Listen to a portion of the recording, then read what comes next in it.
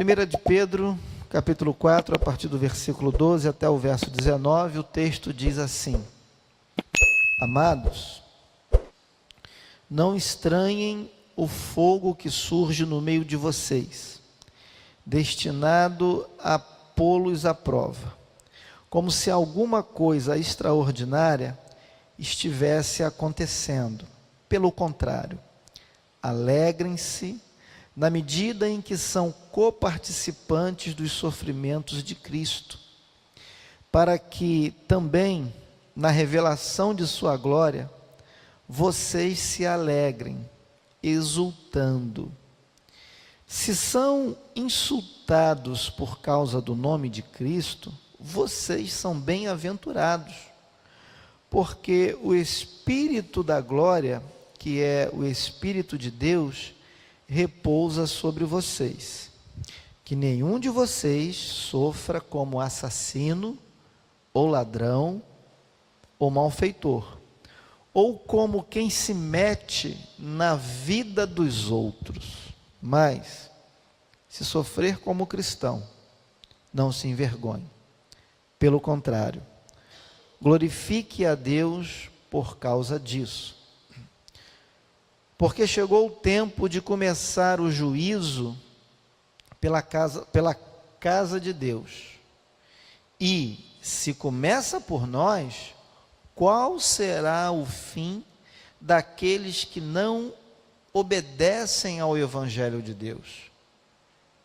E se é com dificuldade que o justo é salvo, que será do ímpio e do pecador?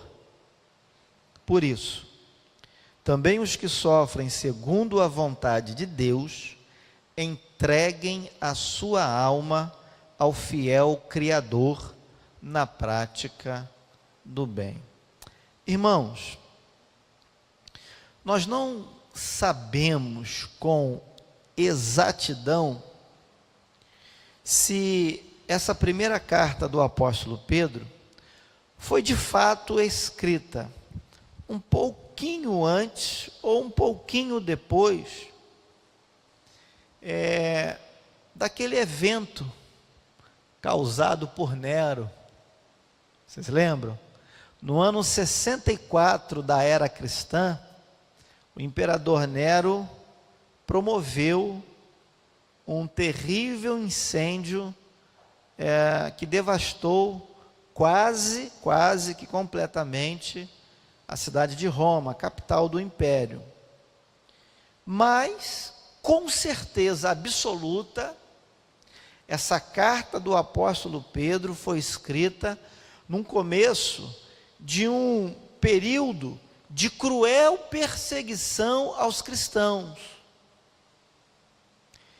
E esse cruel período de perseguição durou cerca de 200 anos.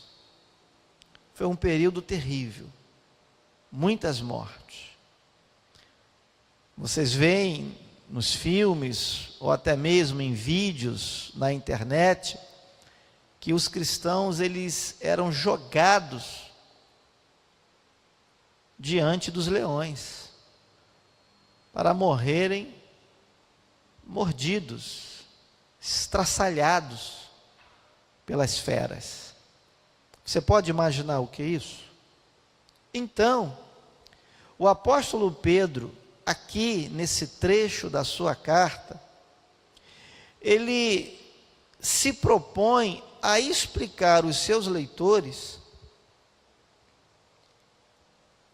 e esses leitores estavam dispersos por algumas regiões da Ásia Menor, especificamente na região central e na região norte da Ásia Menor. O que é a Ásia Menor? A Ásia Menor, para nós hoje, seria aquela região ali da Turquia. Então, os cristãos perseguidos, fugidos, estavam refugiados nessas regiões ali. Então Pedro escreve para eles com o intuito de explicar para os seus leitores que o sofrimento por causa de Cristo é um privilégio. É um privilégio glorioso sofrer em nome de Jesus, pela causa de Jesus. E por que é um privilégio? Porque quando a gente sofre pela causa de Cristo, na verdade nós estamos nos assemelhando ao nosso Senhor. Vocês devem se lembrar que Jesus também sofreu nas mãos dos homens, em obediência à vontade do Pai. Então toda vez que você sofre, porque você está obedecendo a Deus, toda vez que você é perseguido, é difamado, é injustiçado, por estar cumprindo a vontade do Senhor, isso é motivo de glória, embora nem todos vejam dessa maneira. Mas Pedro via, e ele estava tentando transmitir essa mesma ideia aos seus leitores daquela época. Nessa noite eu quero convidar vocês a observarem no texto 4 atitudes que o cristão precisa tomar, 4 aspectos da postura que o cristão precisa adotar para sair triunfante em meio à perseguição, em meio ao sofrimento, em meio às adversidades dessa caminhada cristã diária. Eu quero olhar com você então para o versículo 12. Acompanha na sua Bíblia o que nós podemos aprender aqui a partir do versículo 12. Diz assim: amados, não estranhem o fogo que surge no meio de vocês, destinado a pô-los à prova, como se alguma coisa extraordinária estivesse acontecendo. Irmãos, guarde uma coisa na cabeça de vocês: as adversidades que nós enfrentamos, elas não são algo acidentais. As adversidades na vida do crente não são imprevistos. E aconteceu. E ninguém sabia. Você não sabia. Eu não sabia. Mas Deus sabia. Até mesmo aquela mais terrível adversidade, aquele problema mais difícil de ser resolvido, aquela situação que aparentemente parece impossível. Queridos, tudo isso está debaixo da providência divina. E o que é a providência divina? A providência divina é uma doutrina que nos ensina que Deus governa tudo, Deus governa o universo de forma sábia, soberana, de maneira justa e também de maneira amorosa. Então nada acontece que pegue Deus de surpresa. Então você não precisa ficar escandalizado, você não precisa ficar desesperado ao passar por algum tipo de sofrimento, por enfrentar algum tipo de dificuldade na sua caminhada cristã, no seu dia a dia. Sabe por quê? Porque tudo isso está sob o controle de Deus. Você não sabe como resolver às vezes. Os profissionais de determinadas áreas podem também não saber resolver, mas Deus sabe. Deus conhece tudo nos mínimos detalhes. E Deus pode usar essas adversidades para o cumprimento dos seus propósitos. Por exemplo, o texto está dizendo aqui no versículo 12, que os cristãos então não deveriam estranhar o fogo. O fogo aqui é o quê? Naquele contexto é a perseguição. Mas aplicando isso para nós, o fogo é a dificuldade. é a adversidade da vida. Então Pedro está dizendo que a gente não deve estranhar quando a gente passa por dificuldade. Sabe por quê?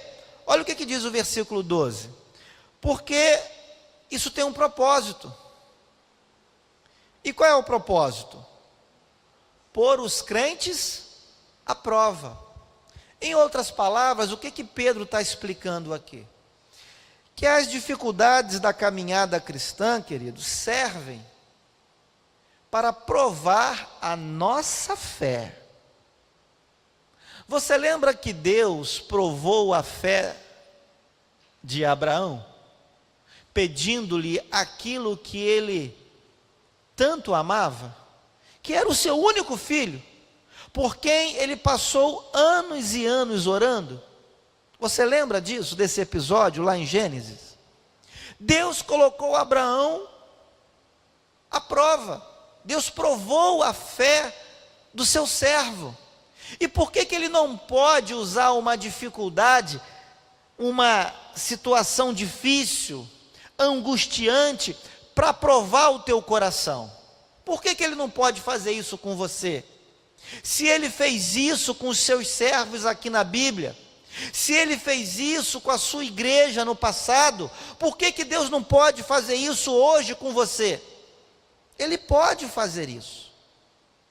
Então as adversidades podem provar a nossa fé, podem ser usadas por Deus para quebrantar o seu coração. Às vezes Deus está vendo que você está com um coração altivo, você está com um coração soberbo, e Deus pode quebrantar você. Deus pode usar essa dificuldade para humilhar você, para colocar você no seu devido lugar. Deus pode usar essas circunstâncias difíceis para evidenciar que Ele é Deus e nós somos servos, ou seja, para dizer para mim e para você que nós dependemos dEle, que sem Ele nada podemos fazer.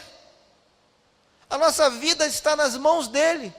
Aquilo que para nós é impossível resolver, para Ele, é rápido, basta uma palavra. E acredite numa coisa: todos aqueles que querem viver de acordo com a vontade de Deus aqui nesta terra, vão passar por algum tipo de aflição. Pode ter certeza. Pastor, como é que você garante isso? Na verdade, eu não garanto nada. Eu apenas exponho a palavra. Quem garante é a palavra, quem tem poder é a palavra. É a palavra de Deus que se cumpre, não é a palavra do pastor. Eu apenas exponho a palavra. Abra sua Bíblia na segunda carta de Paulo a Timóteo, capítulo 3. É a palavra que garante que todos aqueles que querem viver fazendo a vontade de Deus, necessariamente serão angustiados em algum sentido. Vão ser perseguidos, vão passar por momentos difíceis na sua caminhada. 2 Timóteo 3, a partir do verso 12, diz o quê? Paulo falando para o pastor Timóteo: na verdade, todos os que querem viver piedosamente em Cristo Jesus serão perseguidos. Agora, olha o versículo 13. É o contraste. É o contraste de quem quer viver em obediência a Deus, de quem quer levar uma vida santa, uma vida justa, uma vida correta, uma vida em defesa do Evangelho, uma vida proclamando as verdades das Sagradas Escrituras. É o versículo 13. O que está escrito no versículo 13? Mas os perversos e impostores irão de mal a pior, enganando e sendo enganados. Então aqueles que pregam um falso evangelho, aqueles que são hipócritas no seu comportamento, aqueles que são fingidos no trato com Deus ou com as coisas de Deus, a Bíblia está dizendo que essas pessoas são impostoras, são falsárias, e elas, aos olhos de Deus, vão de mal a pior. A nossa referência aqui é Deus, a nossa referência não são as instituições humanas, não é o governo humano, não é o julgamento das pessoas. A nossa referência aqui é Deus, é a palavra dele, é o crivo, é o fiel da balança. Então, aos olhos de Deus, essas pessoas vão de mal a pior. Como? Enganando, passando-se por crentes, passando-se por pastores, passando-se por líderes religiosos, passando-se por mestres, mas estão enganando o rebanho, estão pregando um falso evangelho. São pessoas enganadoras, estão enganando a si mesmas e estão enganando os seus ouvintes, as demais pessoas, o seu auditório. A palavra de Deus está dizendo que essas pessoas são perversas. Sabe por que são perversas? Porque estão negando aos seus ouvintes as verdades da palavra de Deus. Estão tratando os seus ouvintes com perversidade, com engano, com maldade. Segunda atitude. Vamos olhar para o texto agora com mais atenção para os versículos 13 e 14. O que nós podemos aprender desses dois versos? A Bíblia diz assim na minha versão: pelo contrário, alegrem-se, na medida em que são coparticipantes dos sofrimentos de Cristo, para que também, na revelação de sua glória, vocês se alegrem. Se são insultados por causa do nome de Cristo, vocês são bem-aventurados, porque o Espírito da glória, que é o Espírito de Deus, repousa sobre vocês, amados. A segunda atitude que Pedro tenta transmitir para os seus leitores, segunda atitude que eles devem ter, é uma atitude de quê? Alegria, contentamento. Pastor, mas você está ficando maluco. Como é que eu posso ficar alegre se eu estou passando por tanta dificuldade? Como é que eu posso ficar alegre porque eu estou sendo perseguido? Como é que eu posso ficar alegre se eu estou sendo injustiçado? Mas quem está dizendo isso é a palavra de Deus. Então, se a palavra de Deus está dizendo isso para você, é porque é possível. É porque esse deve ser o seu entendimento acerca da situação que você, porventura, deve estar passando. Pastor, mas eu estou doente. Eu recebi um diagnóstico aqui terrível. Está difícil. Mas a Bíblia está dizendo que Deus pode usar essa situação para amadurecer você, para evidenciar o poder de Deus na sua vida. Então, queridos, o que Pedro está querendo dizer aqui com outras palavras? Meu irmão, minha irmã, você não deve desanimar, você não deve desistir, você não deve parar no meio do caminho, só porque você está sofrendo por fazer o que é certo. Você não deve chutar o balde, porque você está fazendo o que é justo aos olhos de Deus. Na verdade, quando você vive de acordo com a palavra de Deus, em obediência, fazendo o que é certo, fazendo o que é justo, e por causa disso você sofre nas mãos dos homens, a Bíblia está dizendo, Pedro, o apóstolo, está dizendo, que na verdade você está se assemelhando a Cristo. Nós estamos tendo uma atitude, um comportamento igual ao do nosso Senhor. vocês devem se lembrar que Jesus também sofreu e muito, porque ele foi obediente até o fim. Jesus decidiu obedecer ao Pai em tudo.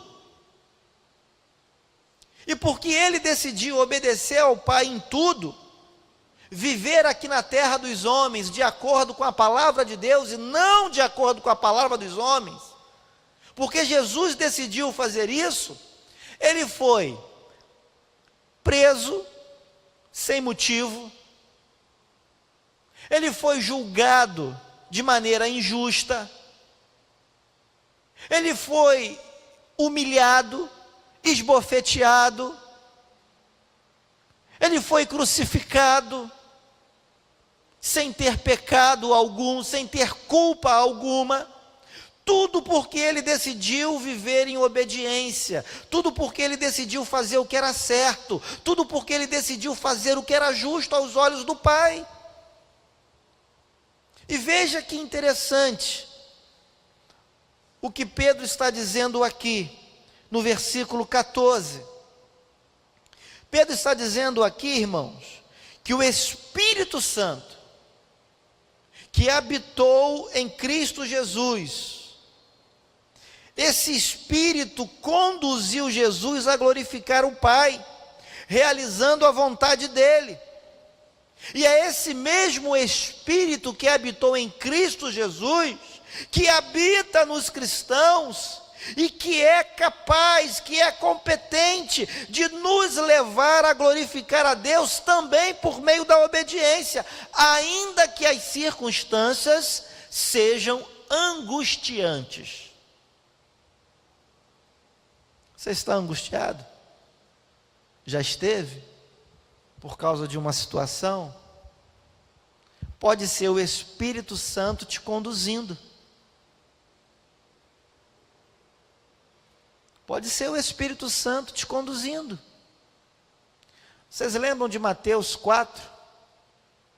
Depois que Jesus foi batizado por João Batista, o que aconteceu com ele? Para onde Jesus Cristo foi levado? Para o deserto. Para a presença de quem? Do diabo. E o que aconteceu ali? O diabo tentou Jesus, provou Jesus. E como é que Jesus se portou? Você acha que passar 40 dias e 40 noites em jejum é algo fácil?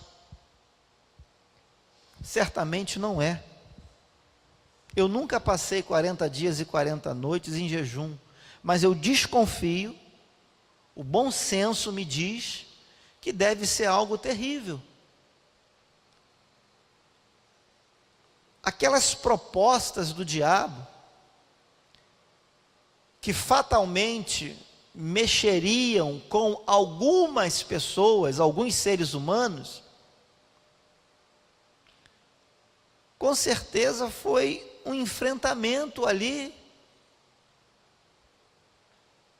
Jesus resistiu tudo, nos dando o exemplo de como é que a gente combate as tentações, como é que a gente combate as investidas do inimigo, como é que a gente se comporta diante de situações adversas.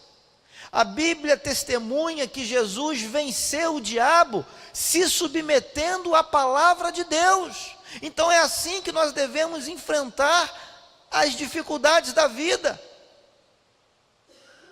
E Jesus fez isso no poder do Espírito Santo que estava ali, naquele momento com ele. Diz o texto sagrado que foi o Espírito que o conduziu. Esse mesmo Espírito, irmão, habita na sua vida, habita na minha vida. Esse mesmo Espírito é competente para nos levar a glorificar ao Pai em obediência. Abra sua Bíblia, por favor, em Mateus, capítulo 5,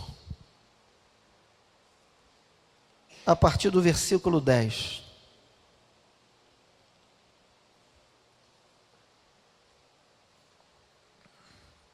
O que Jesus está dizendo aqui? Bem-aventurados os perseguidos por causa da justiça, não é da injustiça, porque deles é o reino dos céus. Versículo 11: bem-aventurados são vocês quando, por minha causa, os insultarem e os perseguirem, e, mentindo, disserem todo mal contra vocês. Aí vem o versículo 12. O que Jesus diz? Qual é o conselho de Jesus? Qual é a recomendação? Chorem, se desesperem, porque estão falando mal de você, por minha causa? Porque estão armando uma cilada contra você, por fazer o que é certo? Fiquem amedrontados, fiquem acovardados? Não. O que Jesus está recomendando aqui no versículo 12? Alegrem-se e exultem, porque é grande a sua recompensa nos céus, pois assim perseguiram os profetas que viveram antes de vocês. A terra pode não te recompensar, os homens podem não te recompensar, mas a palavra de Deus está dizendo que a sua recompensa é grande no reino dos céus, por você estar fazendo aquilo que Jesus quer que você faça, por você estar vivendo de acordo com a palavra dele. É grande o galardão no reino dos céus, há uma recompensa para todo cristão que vive de acordo com a palavra do Senhor. Então, Pedro está dizendo: olha, vocês que estão dispersos pelas regiões da Ásia Menor, vocês podem glorificar a Deus. Vocês foram perseguidos pelo Império Romano, vocês estão com a cabeça a prêmio, estão querendo matar vocês, porque vocês são cristãos, porque vocês estão defendendo o Evangelho, porque vocês estão pregando a palavra de Deus. Não fiquem tristes, não se desesperem e não se envergonhem. Não se envergonhem. Tenham coragem de abrir a boca, de anunciar o Evangelho, de falar a verdade. Não se acovardem, não se intimidem. Os homens vão querer intimidar vocês, as instituições vão querer intimidar vocês, mas Pedro está dizendo: alegrem-se. E Jesus também disse: alegrem-se. Terceira atitude, versículo 15.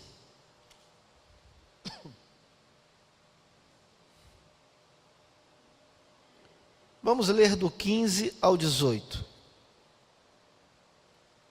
Pedro falou assim: que nenhum de vocês sofra como assassino, ou ladrão,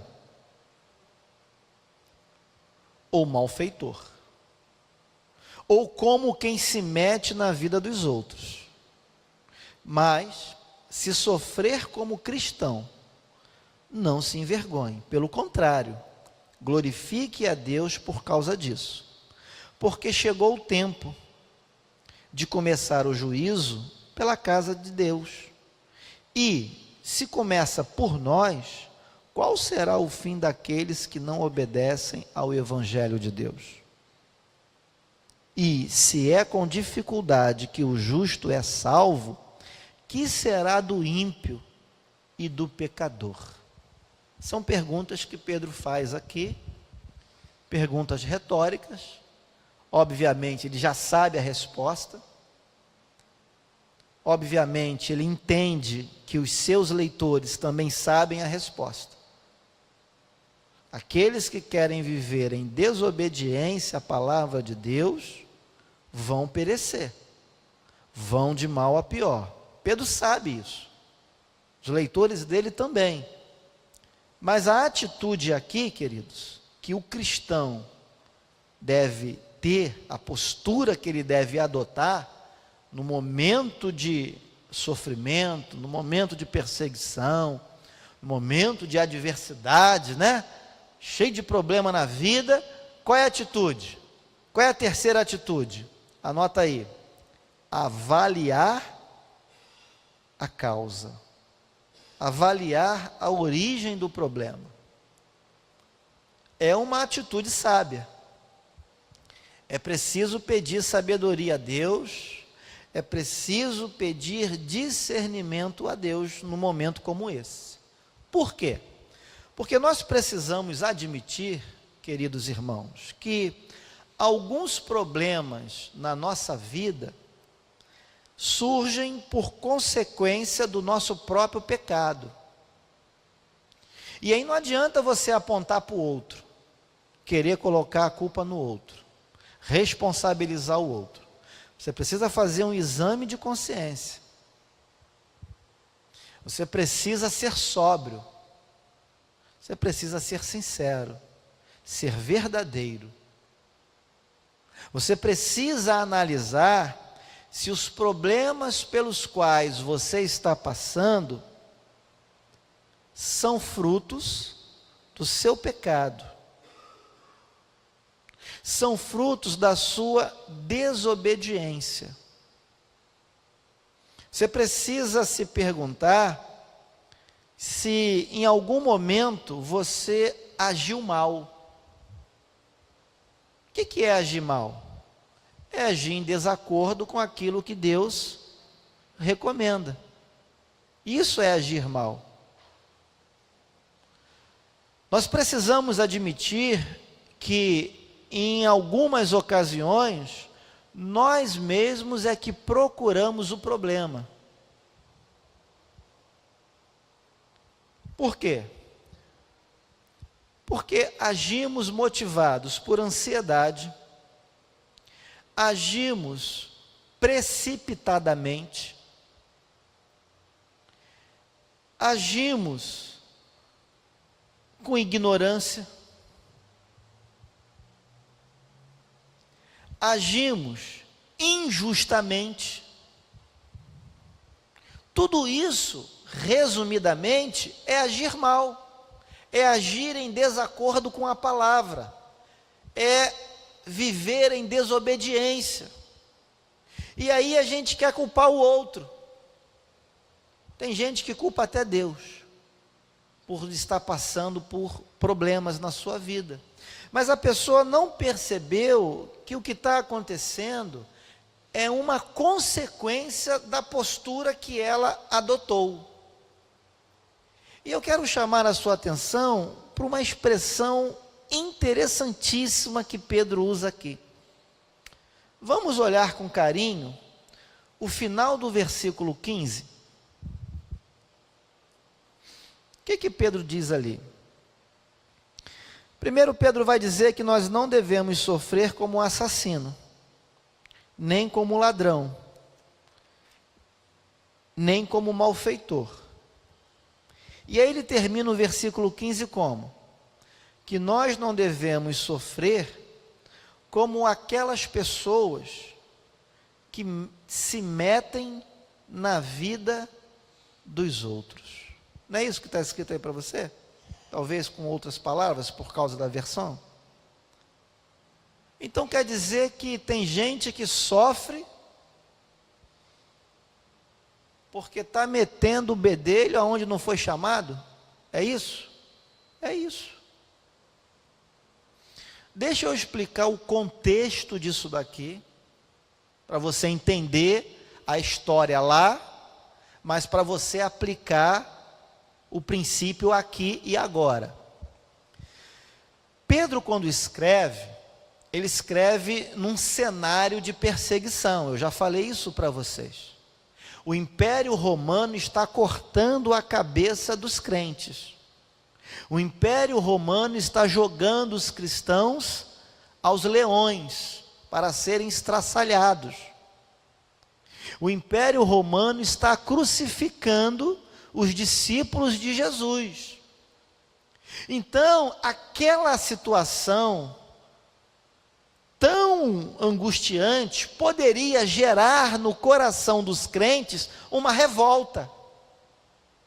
Poderia fazer com que eles revidassem de forma inapropriada, de forma ilegítima, desautorizada.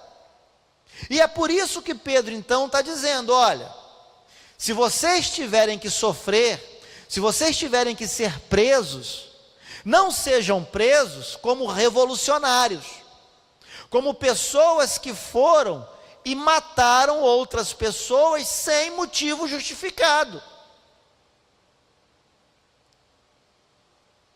Vocês estão assistindo o que está acontecendo com os nossos irmãos, mas que vocês não tentem de forma ilegal dar um fim no Império Romano, porque não é assim que as coisas vão ser resolvidas.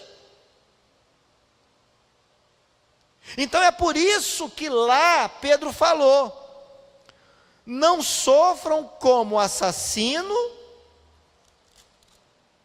ladrão ou malfeitor. Ladrão por quê? Eles perderam tudo, tiveram que abandonar suas propriedades, tiveram que ir para terras distantes. Como é que esse povo ia trabalhar? Como é que esse povo ia comer? Você já parou para pensar na situação deles naquela época? Mas Pedro está dizendo: olha, não justifica o roubo, não venha agir como ladrão, como assassino, como malfeitor, não se iguale a eles, não façam o que eles estão fazendo, não justifica, a perseguição não justifica. Está difícil? Tá, mas não justifica. Aí ele diz: como quem se mete na vida dos outros. Sabe o que Pedro está querendo dizer aqui? Olha, há coisas que não compete a você resolver. Nero é um maluco? É um megalomaníaco? É. Mas não é fazendo justiça com as próprias mãos que você vai fazer justiça aos olhos de Deus. Não é dessa maneira que o cristão resolve as coisas. O cristão resolve as coisas pelos meios legítimos, pelos meios legais. É assim que a gente resolve. Então Pedro está dizendo: olha, não se meta com aquilo que não compete a você. Você tem todo o direito de fazer o que compete, o que cabe a você. Então, como é que a gente aplica esse princípio aqui? Com certeza, há algumas coisas com as quais nós não concordamos na sociedade, sim ou não? Tem coisas que nos deixam de boca aberta, de queixo caído. A gente olha aquilo ali e a gente fica estarrecido. Mas o que nos cabe fazer? Justiça com as próprias mãos? Não, de jeito nenhum, porque isso não é digno do Evangelho. Aí a sociedade vai apontar o dedo para você com razão. Ela vai usar a sua atitude para te acusar. E aí você vai ser acusado como assassino, como ladrão, como malfeitor. Aí você se igualou aos perversos. Isso não traz honra para Deus. Esse não é o testemunho que Deus espera da sua igreja. A igreja de Deus tem que agir legitimamente. A igreja de Deus tem que fazer aquilo que vai redundar em glórias ao Senhor. Você tem todo o direito de se inconformar. Você tem todo o direito de reclamar, mas use os instrumentos legítimos para isso. Não se iguale aos ímpios, não se iguale aos perversos, porque aí você vai dar um mau testemunho. Aí você vai sofrer com razão. Trazendo aqui para o nosso mundinho, né? Para o nosso mundinho. Tem coisas na sua vida, ou das quais você participa, que você vê que está errado. Mas a pergunta é: cabe a você resolver aquilo? Sim ou não? Cabe? Então vai lá e resolva. Não cabe? Fica quieto. Ora. Ora. Se você for perguntado, dá um conselho. Se não for, segura a tua onda. Não tenta fazer o que não cabe a você. Tem gente que caça problema desse jeito. Tem gente que atrai o problema para si porque quer se meter em tudo. Quer se meter em tudo. Se mete aqui, se mete ali, se mete lá, acolá. Quer resolver o mundo. Acha que pode resolver tudo. Aplicando esses princípios da palavra de Deus ao nosso mundinho, é assim que acontece. Tem gente que é igual imã para atrair problema. Por quê? Porque tudo ele quer fazer. Porque tudo ele se mete a fazer, ele acha que resolve tudo, que sabe tudo, que faz tudo. Então Pedro está dizendo, olha, não sofra como quem se mete na vida dos outros. Ou seja, o que cabe a você, faça. O que não cabe, deixa o outro fazer. Quando o outro for te pedir ajuda, pô, bacana, vou ajudar. Agora, calma. Não se desespere não. Sabe por quê? Você não vai resolver o problema do mundo. Você não vai resolver o problema da sociedade. Então, calma um pouco, calma. Para um pouco, conta até 10. Calma, calma, calma.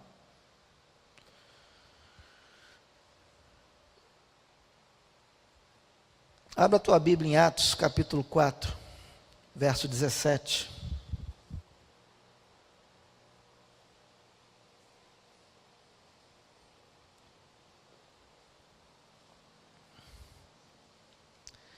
Há questões, irmãos, que independem de nós. Muito pelo contrário, querem até calar a igreja.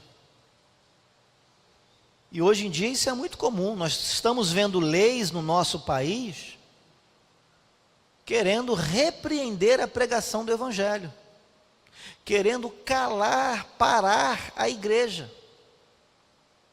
Então, nesse caso, o que a palavra de Deus diz? Uma coisa é você caçar o problema. Uma coisa é você ser comparado a assassino, malfeitor, ladrão, né? Como quem se mete na vida dos outros, como está aqui na palavra. Agora, outra coisa é a Bíblia dizer claramente o que você deve fazer, como você deve se portar, e as instituições, as pessoas, certas autoridades quererem calar a igreja, mudar o Evangelho, a mensagem da cruz. É diferente. E o que o cristão deve fazer nesse caso? Está aqui, está na tua Bíblia. Você já leu? Atos capítulo 4, a partir do verso 17. Mas, para que não haja maior divulgação entre o povo, vamos ameaçá-los, para não falarem mais neste nome a quem quer que seja. Chamando Pedro e João, ordenaram-lhes que de modo nenhum falassem nem ensinassem no nome de Jesus. Olha só. Mas Pedro e João responderam. Eles estavam diante do sinédrio, do tribunal lá de Israel. Olha o que eles disseram. Versículo 19. Os senhores mesmos julguem se é justo diante de Deus ouvirmos antes aos senhores do que a Deus. Pois nós não podemos deixar de falar das coisas que vimos e ouvimos. Queridos, a igreja não pode se calar, omitindo as verdades da palavra de Deus. Você que foi chamado para pregar, para ensinar, para evangelizar, você precisa abrir a sua boca. Não tema. Nós estamos vivendo num tempo em que estão querendo torcer o Evangelho, mudar as verdades das Escrituras, querem empurrar a goela abaixo de nós aquilo que a palavra de Deus diz que é pecado. As pessoas querem que a igreja admita tudo, aceite tudo, sem reclamar. Não dá, não pode, não deve ser assim. O exemplo está aqui. Os apóstolos Pedro e João foram confrontados, foram ameaçados, foram presos. Mas eles disseram: sinto muito, a gente não pode se calar. O que é mais importante? Obedecer aos homens ou obedecer a Deus? Queridos, quando a igreja é colocada em xeque, e ela tem que escolher obedecer aos homens ou obedecer a Deus, meu irmão, a escolha tem que ser uma só, você não pode ter dúvida, é obedecer a Deus, é obedecer a palavra. Mas vão falar mal de você, vão te prender, vão te bater, vão isso, vão aquilo. Obedeça a Deus, cumpra a palavra de Deus, seja fiel às Escrituras. Deixe que os homens falem o que quiserem a teu respeito, mas você tem que ter a tua consciência em paz, de que você está servindo aquele que te chamou. Quarta atitude, verso 19, vamos voltar lá para o texto. O que está escrito aí no verso 19? Por isso, também os que sofrem segundo a verdade de Deus, entreguem a sua alma ao fiel Criador na prática do bem. Irmãos, quarta atitude: entregue o teu sofrimento, a tua angústia, nas mãos de Deus, querido.